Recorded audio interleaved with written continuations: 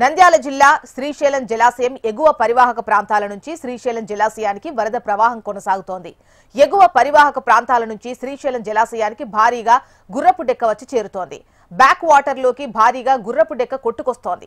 జలాశయంలో భారీగా గుర్రపు డెక్క విస్తరిస్తోంది. త్వరితగతిన ఈ గుర్రపు డెక్క తొలగించకుంటే వాటర్ పొల్యూట్ అయ్యే ఛాన్స్ ఉంది. 2018 సంవత్సరంలో కూడా శ్రీశైలం ప్రాజెక్టులోకి గుర్రపు డెక్క భారీగా వచ్చింది.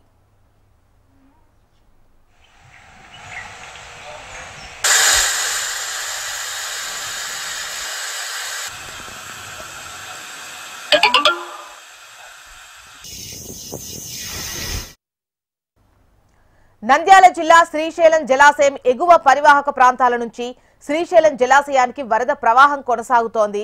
ఎగువ పరివాహక ప్రాంతాల నుంచి శ్రీశైలం జలాశయానికి భారీగా గుర్రపు డెక్క వచ్చి చేరుతోంది.